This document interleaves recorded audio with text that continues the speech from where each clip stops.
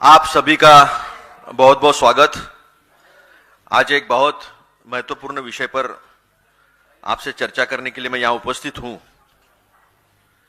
आपने देखा होगा बड़े गाजे बाजे के साथ महाराष्ट्र के मुख्यमंत्री, ऑफिसर्स, उनका खुद का पर्सनल स्टाफ, ये सारे लेकर दावोस गए और दावोस जाकर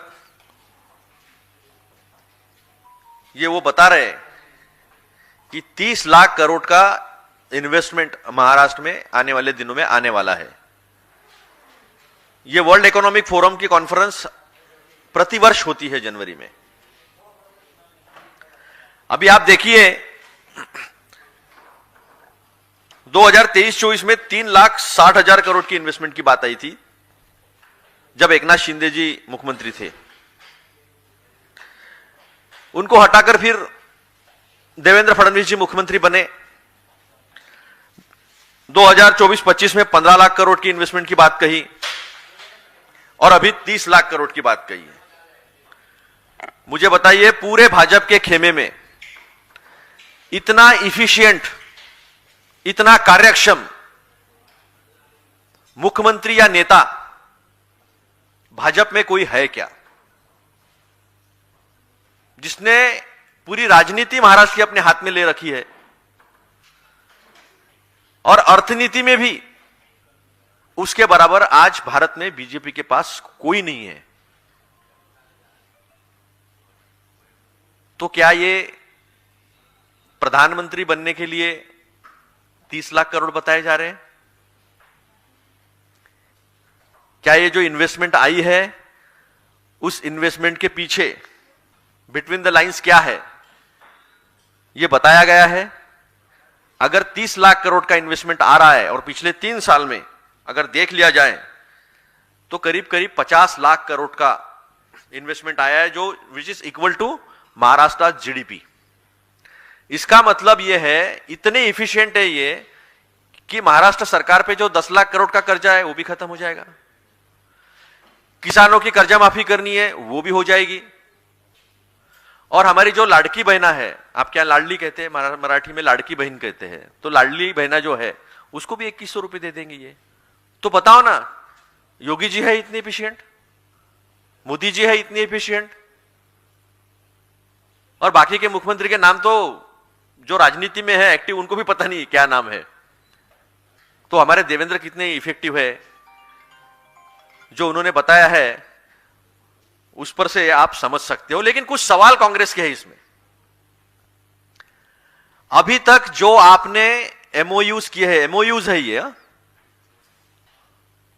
मेमोरेंडम ऑफ अंडरस्टैंडिंग एक कागज का होता है, ऑफर लेटर होती है, तो कितने एमओयूज जो है वो कन्वर्ट होकर प्रोडक्शन शुरू हुआ है?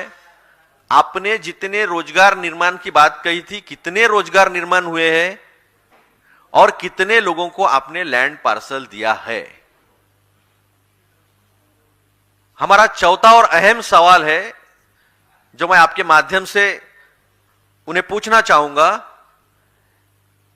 कि कितनी कंपनीज जिनके साथ आपने एमओयू किया है लिस्टेड है, रजिस्टर्ड है? मेरी जानकारी यह है 70 से 80% इसमें की कंपनीज जो है वो लिस्टेड नहीं है। कुछ उदाहरण देना चाहूंगा मैं। एक नमन बिल्डर है, उन्होंने $15 बिलियन यानी 1500 करोड़ का एमओयू किया है। उनका नाम है हर्ष शाह। कैपेसिटी नहीं है उनकी, कैसे इंप्लीमेंट होगा?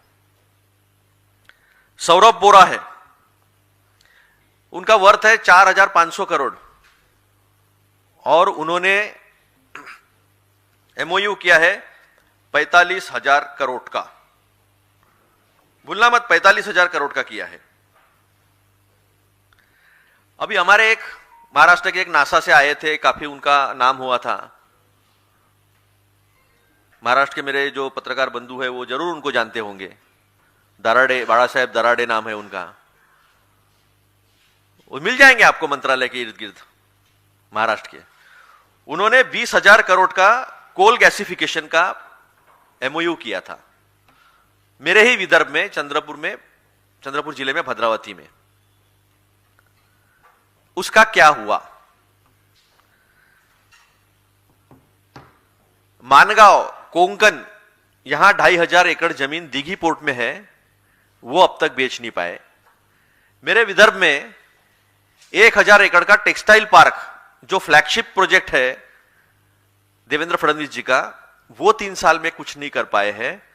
तो मेरा 5वां सवाल यह है कि क्या महाराष्ट्र के एमआईडीसी के पास, सिडको के पास और एमएमआरडीए के पास कितनी जमीन उपलब्ध है? महाराष्ट्र में उनकी खुद का नागपुर शहर स्मार्ट सिटी के प्रोजेक्ट में है, और मेरे सौभाग्य से मेरे घर के पास ही बन रही है वो स्मार्ट सिटी। अब मैं ढूंढ के परेशान हूं पिछले 10 साल से। आप चाहो तो आप आइए, मैं टाइगर सफारी भी ले जाऊंगा आपको, वहां से 6 सेंचुरीज है, शेर भी दिखा दूंगा। स्मार्ट सिटी दिखी तो सबको सफारी फ्री। वैसे तो हिंदुस्तान में कई स्मार्ट सिटी दिखाई नहीं देंगी। कंसेशन देने के नाम पर इलेक्ट्रिसिटी कंसेशन में ड्यूटी फ्री करते हैं सिर्फ।